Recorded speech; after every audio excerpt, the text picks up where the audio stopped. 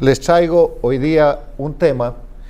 que lo vamos a titular La ofensiva del castrochavismo en las Américas. ¿Qué es la ofensiva del castrochavismo en las Américas? Es lo que estamos viviendo.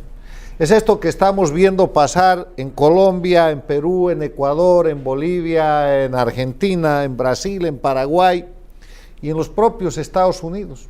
donde la democracia está presionada por una serie de hechos que parecen locales, que parecen accidentales inclusive, pero que en verdad representan una ofensiva del grupo de delincuencia organizada transnacional que controla políticamente a Cuba, Venezuela, Bolivia y Nicaragua, dirigidos desde Cuba y que reciben el nombre de castrochavismo. De acuerdo a mi más reciente libro, Castrochavismo, Crimen Organizado en las Américas, el concepto de castrochavismo que propongo es la denominación que describe al sistema de crimen organizado transnacional que usurpa el poder político en Cuba, Venezuela, Bolivia y Nicaragua, que debe ser tratado como una estructura de delincuencia organizada y no como un proceso político. La gravedad, recurrencia, reincidencia e impunidad de los crímenes que cometen caso Díaz-Canel en Cuba, Maduro en Venezuela, Morales en Bolivia, Ortega Murillo en Nicaragua y los integrantes de sus regímenes, sumada a la estructura transnacional que han desarrollado, han reducido prácticamente a estado de indefensión a los pueblos oprimidos y se han constituido en la amenaza más grave hoy día contra la paz y la seguridad internacionales.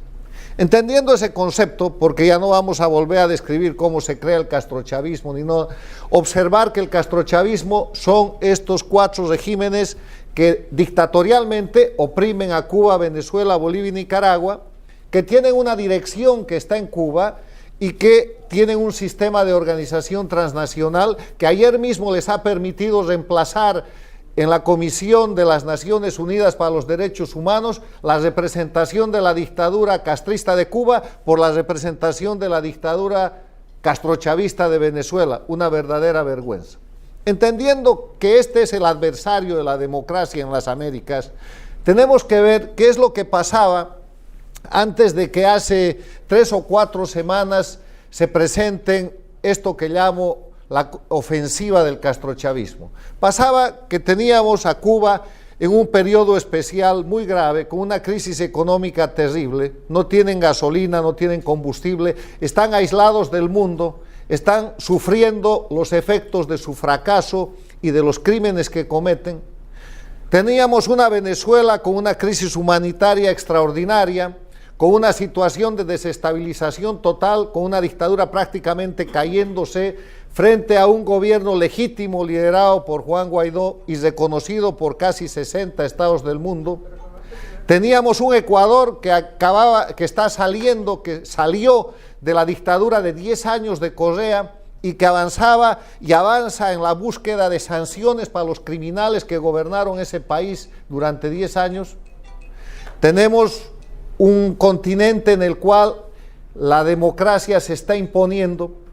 Lula en la cárcel en el Brasil y el Lavallato destapándose y manchando de esa corruptela transnacional a todos los que fueron sus cómplices, los Kirchner en la Argentina, los Morales en Bolivia y otros, la gente en el Perú con Toledo y otra gente, los propios castristas cubanos con el escándalo del puerto del Mariel. O sea, el escenario que hasta hace aproximadamente un mes se veía y que sigue existiendo, es el escenario de la crisis terminal del castrochavismo, de una crisis extrema en Cuba, de una crisis extraordinaria en Venezuela, de la puesta en evidencia que Bolivia es un narcoestado dictatorial manejado por el castrochavismo, de la irresistible evidencia de que Nicaragua es una dictadura que masacra a su pueblo.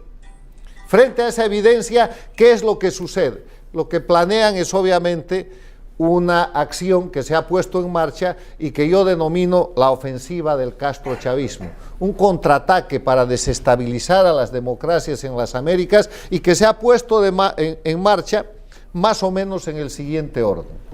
Respecto a Colombia, lo que sucede es que aparecen el ELN, protegido por Cuba, con su dirigencia prohijada en Cuba y por La Habana, reactivando sus agresiones contra el Estado colombiano. Contra la misma Colombia se produce el escenario de que las FARC anuncian su rearme, protegidos y absolutamente respaldados por la dictadura de Venezuela, que no es otra cosa que el títere de la operación cubana.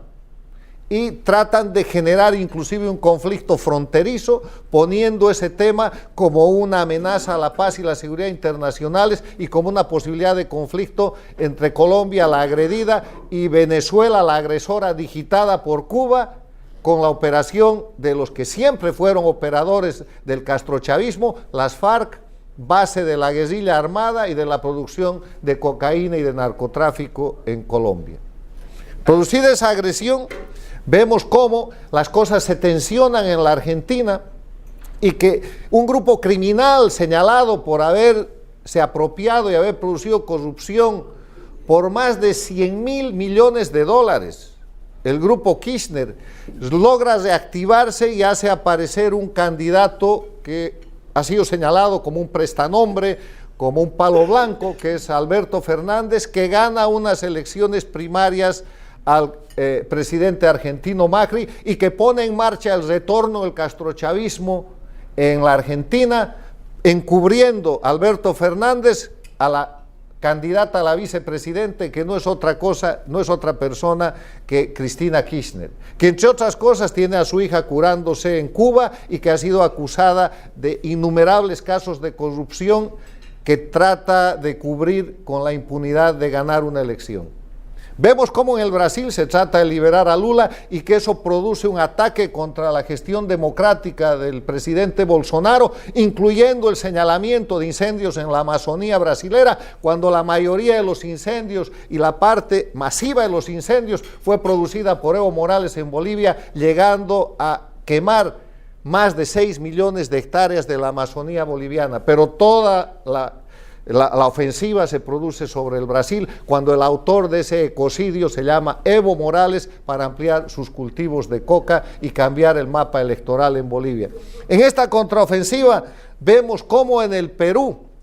se produce el cierre del Congreso, siguiendo una agenda que es la misma agenda que se siguió en Venezuela el 99 y 2000, en Bolivia el 2002 y el 2003, el 2001 y 2002 en el Ecuador y más adelante, para destrozar el sistema político y asfaltar el camino para la llegada de lo que hoy se conoce como castrochavismo y que en ese momento se disfrazó de movimiento bolivariano y después de socialismo del siglo XXI. El cierre del Congreso en el Perú sigue la agenda de lo que es el castrochavismo y hay asesores señalados en el entorno del presidente Vizcarra, de quien esperamos que después de que se elija el nuevo Congreso no termine cambiando la Constitución del Perú para prorrogarse, para reelegirse y para llevar al Perú a una situación desastrosa como la que ya hemos visto que se ha producido en el Ecuador con Correa, en Venezuela con Chávez y Maduro, en Bolivia con Evo Morales, en Nicaragua con Ortega.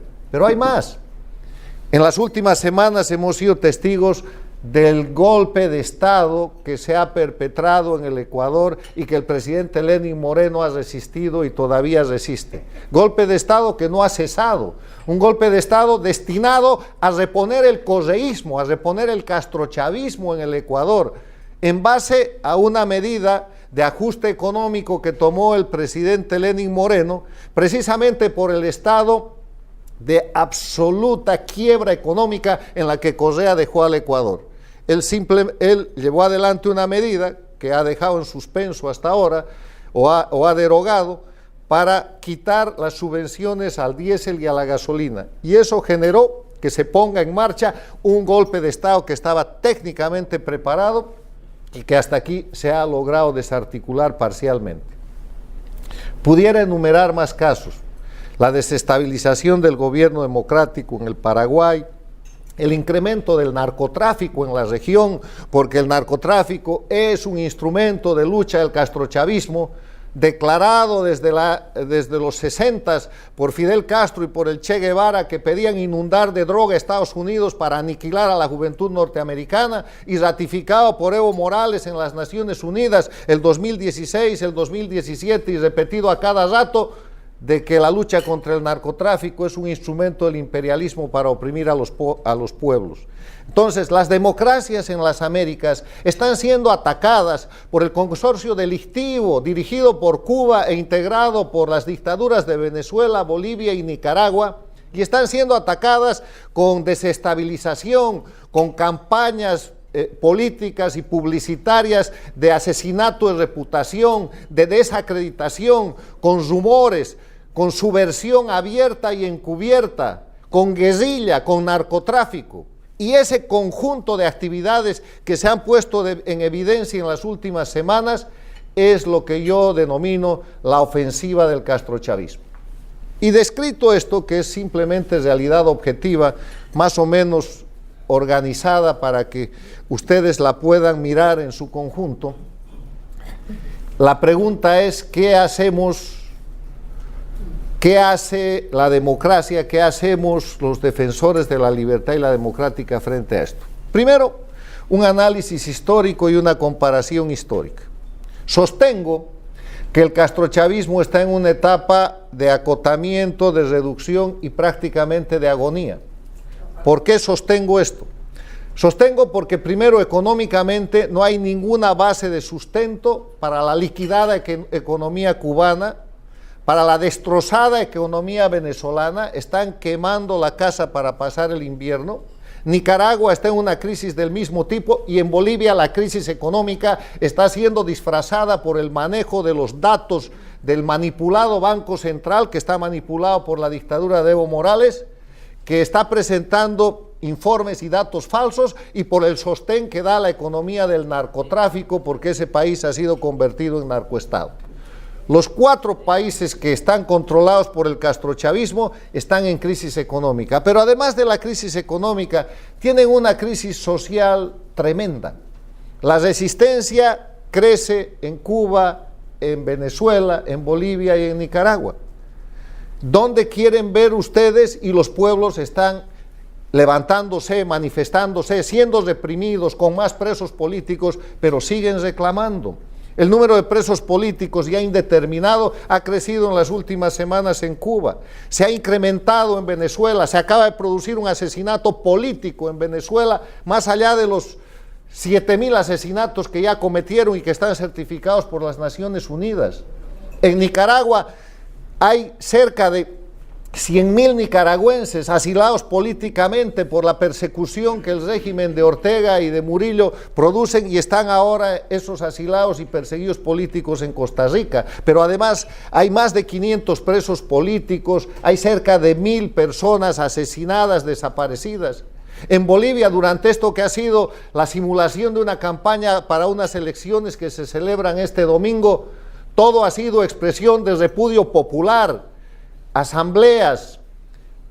han hecho reuniones cívicas, han llevado adelante protestas, marchas. La elección en Bolivia, que es un fraude, se lleva adelante en medio del incremento de presos políticos, de detenidos, de confrontación y de cabildos abiertos a los que la población ha convocado ante la falta del liderazgo y el fracaso del liderazgo de los líderes políticos y de los partidos políticos. Están en una crisis social que es absolutamente irresistible, y políticamente también están en crisis. El mundo se ha dado cuenta de que son dictaduras, el mundo sabe que son Cuba, Venezuela, Bolivia y Nicaragua un grupo de delincuencia organizada transnacional, y eso se hace cada vez más patente y más concreto. Entonces,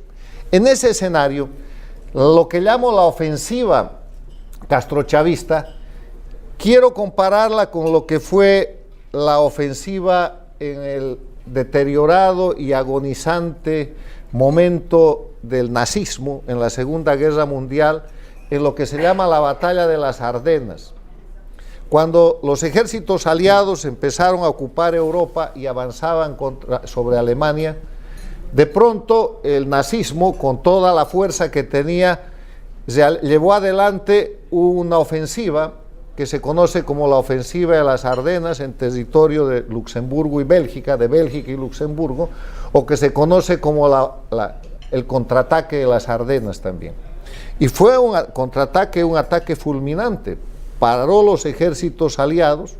se llevó a cabo entre diciembre del 44 y enero del 45, el 25 de enero terminó esa batalla,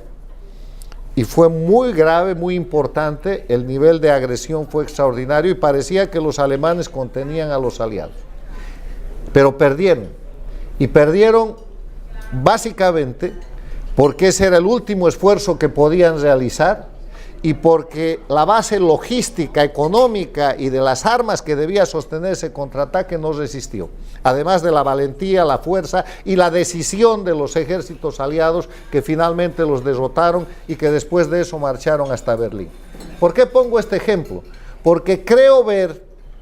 en la ofensiva del castrochavismo a las democracias y a la democracia de las Américas un fenómeno similar a la ofensiva del nazismo en las Ardenas. Es el último esfuerzo, es la concentración de las fuerzas que les quedan. Cuba no tiene petróleo, no tiene pan, no tiene recursos. Ese pueblo está en una situación extrema y no tiene quien le dé esos recursos porque no se los va a dar Rusia ni se los va a dar la China. Rusia ya le ha contestado a Cuba que le ha pedido apoyo militar para seguir robando petróleo de Venezuela y trasladarlo a la isla. Le ha dicho que no hay apoyo militar, que tratará de ayudarlo de otra manera. En Venezuela, ¿cómo van a resistir? Están entregando campos de minerales de oro a las gobernaciones y están entregando el país a China y a Rusia, lo que equivale a quemar la casa para pasar el invierno, pero una vez que se quema la casa, se quema una sola vez, no quedan recursos. Pese a la dual posición y vergonzosa posición del secretario de la OEA, Almagro, que acusa a las dictaduras de Cuba y Venezuela, pero encubre a las dictaduras de Nicaragua y Bolivia. Nicaragua y Bolivia son dictaduras en evidencia. La prueba de que Bolivia es una dictadura electoralista no aguanta más. La prueba de que Evo Morales es un candidato usurpador, favorecido por ventajas que violan el Estado de Derecho, por jueces prevaricadores y sostenido en un narcoestado, no resiste más. El 20 de octubre en la elección boliviana no es el fin de nada, es el comienzo de que el pueblo boliviano va a recuperar su libertad y va a recuperar su democracia, porque el pueblo boliviano está enardecido y no va a reconocer el fraude electoral que allí se produce. Con todos estos elementos, con la posibilidad de que aunque tomen la Argentina, no la van a poder sostener porque la van a llevar a la quiebra. ¿Qué va a hacer Alberto Fernández con el poder en la Argentina si no tiene la posibilidad de un acuerdo con el Fondo Monetario Internacional y no tiene a Chávez de nuevo que le mande la maleta de dinero y el regalo de dinero que le dio Chávez a Kirchner en el momento de la quiebra anterior de la Argentina? Van a perder el Uruguay, Colombia no se va a dejar, Estados Unidos está incrementando las sanciones. Les quiero decir sinceramente que la realidad objetiva, los hechos, la correlación de las fuerzas que se presentan entre esta confrontación de las dictaduras de crimen organizado contra la democracia está mostrando una clara victoria en el corto plazo de parte de la democracia, pero además está demostrando que estamos presenciando la ofensiva final del castrochavismo, después de la cual tiene que venir irremediablemente su final. Muchas gracias.